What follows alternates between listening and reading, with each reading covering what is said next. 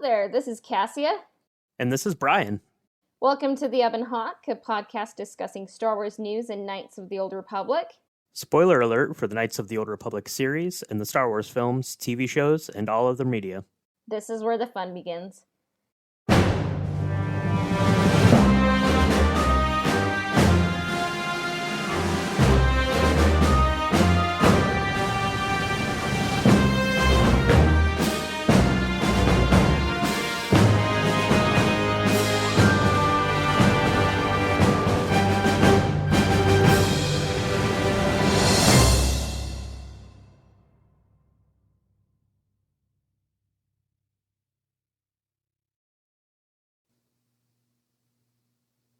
So that's kind of for the Hasbro stuff. And then there are, if you've been following us on YouTube, then you probably saw I did an unboxing of this, but GameStop had a Funko Pop Gaming Greats collector's box that came out, and it was Knights of the Old Republic theme, and that's pretty awesome because everything should be Knights of the Old Republic theme, to be quite honest.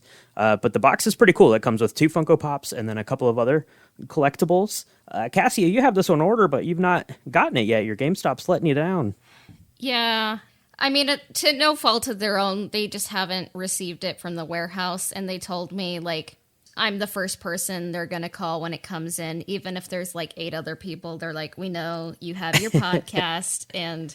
like, it's a Knights of the Old Republic podcast. Like, you're gonna be the one that gets it first. And I'm like, thanks, guys. That's very nice. So one day they will come in, hopefully, and yeah, that'll be great because, like, I have some Funkos, but they've all been gifts.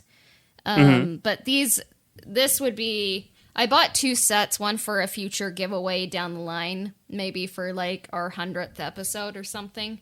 But, I bought one for me because I'm like, you know what? Like, I like Knights of the Old Republic, like, a lot. Like, I run a podcast, so I'm going to have Bastila and Revan, and, like, I feel like I kind of willed the Bastila Shan Funko into existence because, like, I talked about, like, it would be a great merchandise option, like, having Bastila as a Funko Pop, and I like the poses they have for Jedi Revan.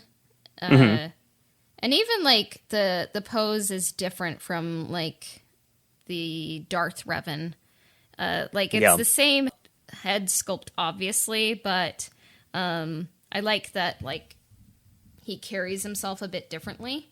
And it's a purple lightsaber, so it's just, ultimate light side. And anyone can be behind the mask, and so I like that. And then I like that they captured Bastila's, like, impossible hair that you just really couldn't achieve it in normal life, and whenever, like, a character uses the Force in the game, that's kind of like the pose they have. So whoever designed these Funkos was doing their homework, and they come with the Jedi and Sith insignias from the Old Republic, so they're kind of mixing and matching the greater Old Republic era, I would say. So that's cool, and it has it's kind of like a lanyard, and it has like a little, like, laminated thing, so you could put, like, a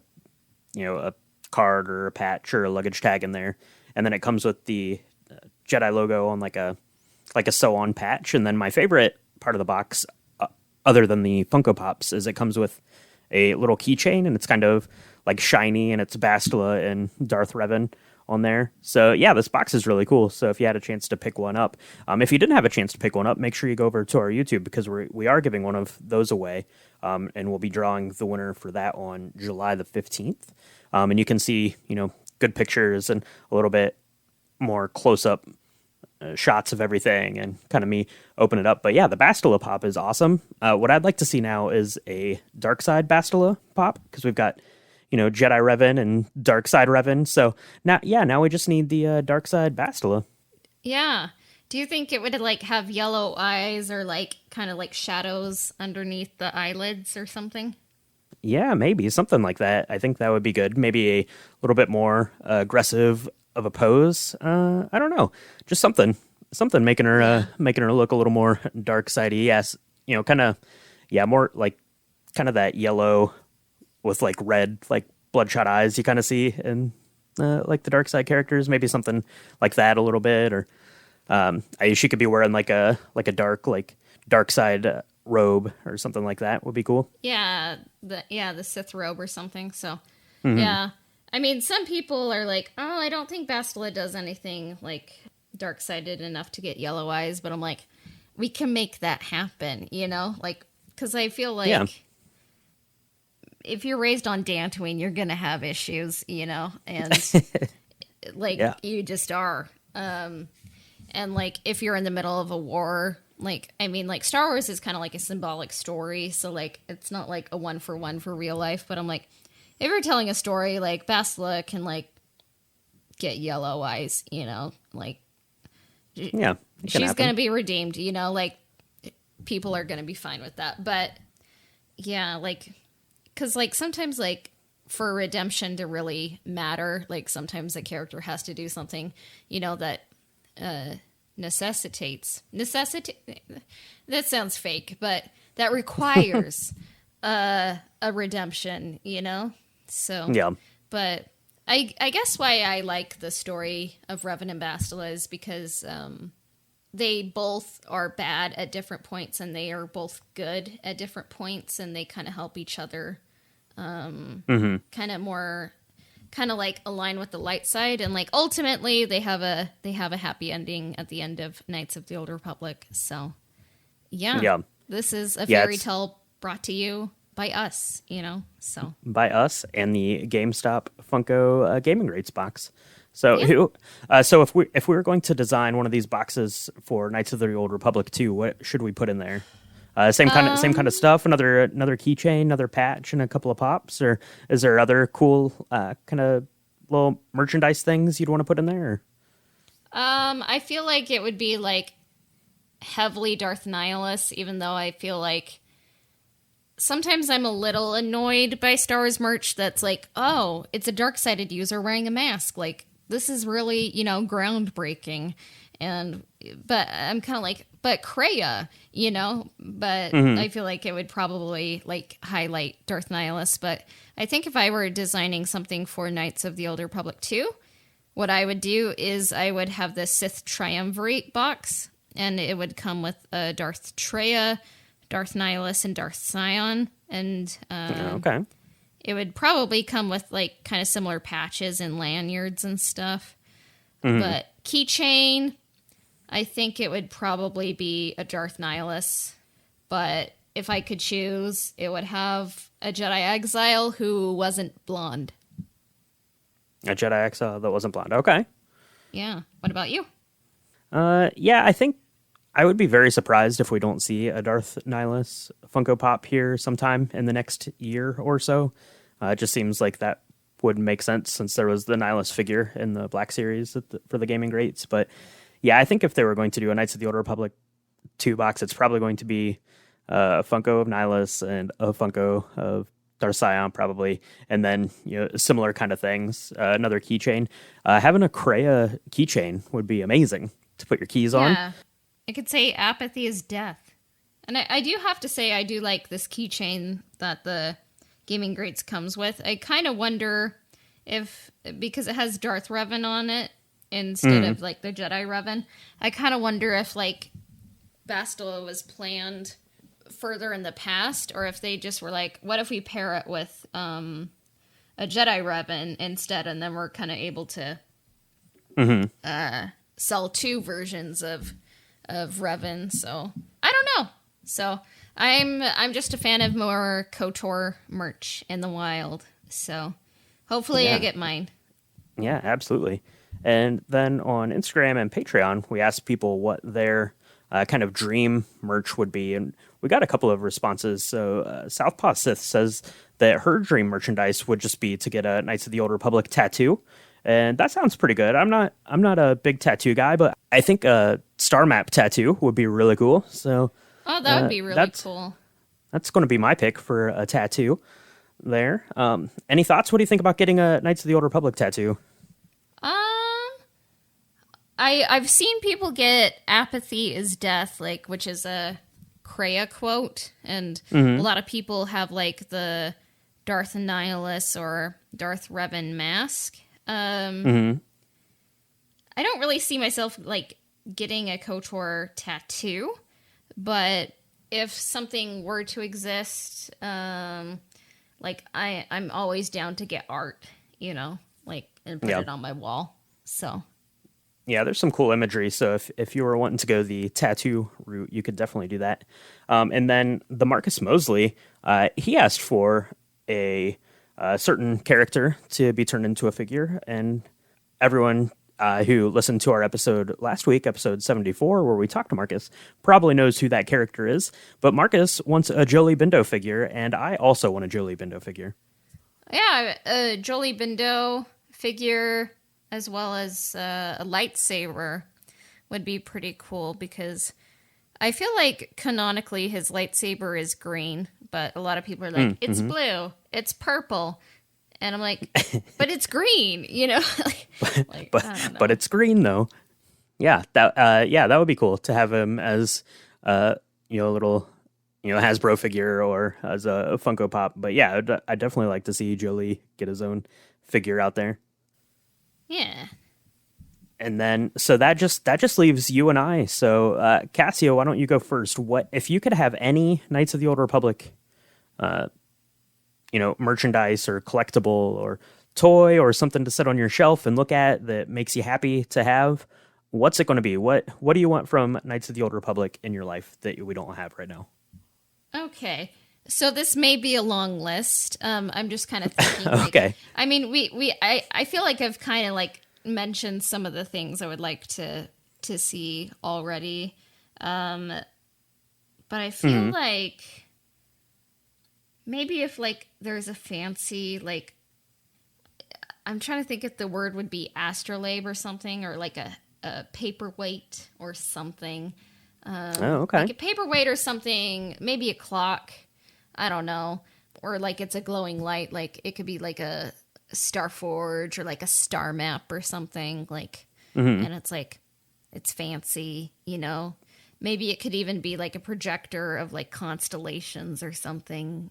And it's like, okay. I guess maybe that would break, the canon, because Star Wars is a galaxy far, far away. They wouldn't share our stars, but I'm like, that would be so cool, So, yeah. Go big or go home. Yeah, definitely. So for me, if I could have one Knights of the Old Republic thing, I think I'm going to go with a Lego set of the Ebon Hawk. Yeah, I like having all the characters and figures and the toys and the hot toys and stuff like that. But I've been big into Lego the last year, and I think a Lego Ebon Hawk would be really cool, really fun to put together. I mean, you could make it. Yeah. It wouldn't have to be as big as like the big like $700 Millennium Falcon, but like like one of the like $100 sets. So it's still going to be pretty good size. You get some little mini figures of little Revan, a little Karth, a little Bastila, and they're running around. Yeah. A little T3 minifig, that would be pretty cool. But yeah, if I could pick one thing, Ebon Hawk Lego set. Yeah, Karth would make a good Lego, honestly. And the nice thing about the Ebon Hawk is that it's not like just gray, and there's different colors. I mean, Ebon Hawk, it means black bird, like it's a real Star Wars bird in universe. But thinking about it, like, I wouldn't mind like the Ebon Hawk like having like a black stripe or something, so it makes sense, that it's called the Ebon Hawk, and it's like, and it's white and orange, but Yeah. But yeah, one thing I forgot to mention is it would be cool to have like KOTOR lightsabers, like the ones you can just bop around, just like. Just like you can get them at the grocery store, like, and it's like they're pretty durable, but like, or you can get like maybe like the kinds that would come out that were a little bit nicer and would last a few years, you know, but Yeah. because I think there's some cool hilts, you know, and it'd be fun to get some more colors out there. Yeah, that would be cool to just do like a line of like that kind of stuff, like the like lower priced kind of toy collectible kind of things that you could display or play with or whatever. Yeah. Introduce a new generation to these characters. So that would be good. I'd be down for that. Yeah. So, any other merch news that we've missed, or we good? I think that is all of the merch news, but we do have other news, and it's that our next lo-fi track came out as of recording. It just came out today, and it turned out really amazing. Dennis, you know, who's been on the podcast a couple of times, is doing some lo-fi music for us, and we got the second track. It's the theme for the Endar Spire, and it's really great. And that's available to everyone over on our Patreon right now. So if you're a member of the Patreon, thank you. And make sure you check out that track. If you want to check it out on our Patreon, it's www.patreon.com/ebonhawkpodcast. You can get signed up there, and that way you can get all of the extra episodes, all of that goodness. But you also get the first crack at listening to this lo-fi music. So it's going to be up over there. And I'm going to drop in just a little nugget of it right here so you can get a taste of what's available to you.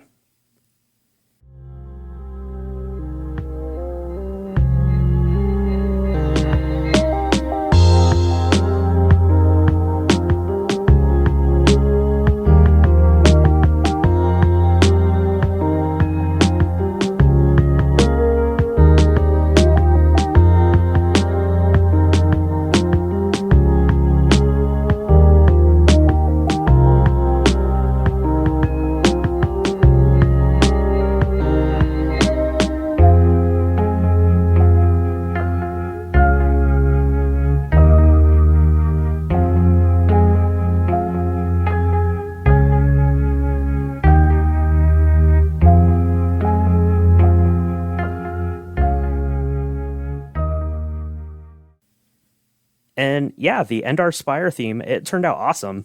What do you think, Cassia? Do you like the way this one came out? Yeah. I think it's my favorite lo-fi track so far. Dennis took probably the opposite. Like, if you had to look at the KOTOR soundtrack, he took probably... lo-fi is just chill. It's nice, chill, steady music. The Sith/Endar Spire theme is probably as far away that you can get from lo-fi, but Dennis, he knows the KOTOR music better than anyone on the face of the planet, except for probably the original composers themselves. But he made the Sith/Endar Spire theme just chill, and I love listening to it. I want to listen to it again after I'm done recording, and I think it's great. He did an excellent turn at it, and it just makes me want to be BFFs with Trask and just just walking around the Endar Spire, and yeah, it turned out really awesome. If you want to get a taste of what the lo-fi sounds like, we have the first track we worked with Dennis on getting it. That's up on our YouTube channel, and you can find that in the links on our Instagram page. But that's for the Terrace Upper City. So what we're doing is we're getting those tracks commissioned from the support we get on Patreon, and the Patreon members get to listen to those tracks for a couple weeks before everyone else, which is pretty awesome. So definitely make sure you go and check that out. Yeah, and more Patreon support means more tracks in the future. Right now we're kind of just doing a track per month, and we also have Astronautica Art doing art to kind of go with them eventually on our YouTube channel, and she's done great work featuring Terrace's Upper City with Mission Zalbar and Karth, and a nice detail we kind of incorporated with Mission is she's reading a Claudia Gray book, because we're big fans of hers, and she is an excellent writer. And Astronautka has also done Dantooine and Tatooine, and we haven't released it yet, but maybe next week or so. She did the Endar Spire, and we have some fun Easter eggs in that depiction of the Endar Spire, so it'll be fun. Yeah, definitely. All right, well, I think that wraps it up for a KOTOR merch update for us for this week, so hopefully there will be more KOTOR merch in the future, and we'll be back to talk about it. And you can find us on Instagram at Ebonhawk Podcast. And if you want to connect with me, you can find me on Instagram. It's at astro_droid_. The Ebon Hawk can be found on Spotify, Apple Podcasts, Google Podcasts, as well as everywhere else that Anchor Podcasts are distributed. Subscriptions, reviews, and shares help us out. Our intro and outro themes were composed by Alistair Scheuerman at alistairsounds.wixsite.com/Alistair Sounds. Our transition music was composed by Christian Walker at christianwalkermusic.com. This episode of the Ebon Hawk Podcast has been brought to you by Nikki Dog from Patreon. May the Force be with you. We will be back soon. Bye for now.